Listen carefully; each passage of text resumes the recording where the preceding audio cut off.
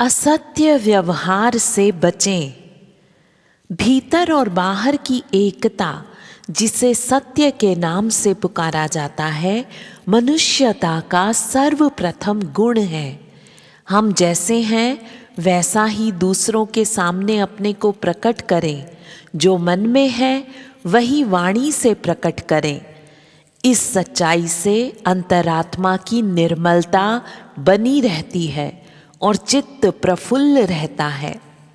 इस प्रकार के शुद्ध अंतःकरण में शांति रहती है और ईश्वरीय प्रकाश की किरणों का उद्भव होता है।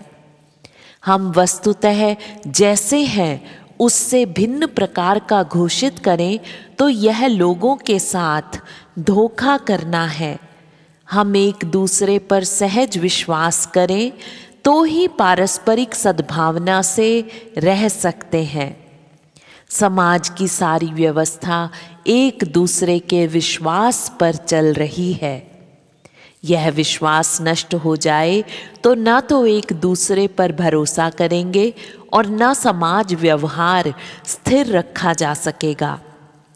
प्रेम, मित्रता, सहयोग, सहायता का आधार सज्जनता है।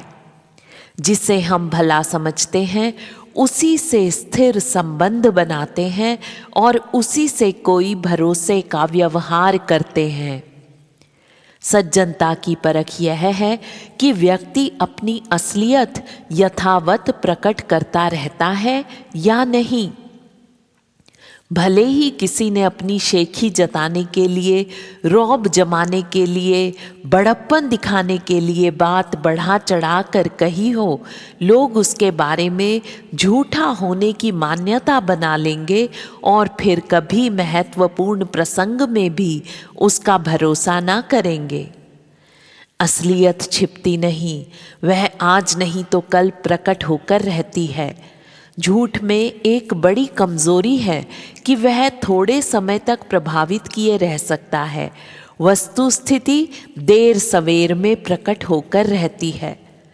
तब उस असत्य भाषी को अप्रामाणिक और अविश्वस्त जान लिया जाता है और उसकी सही बातें भी आशंका की दृष्टि से देखी और संदिग्ध मानी जाती हैं।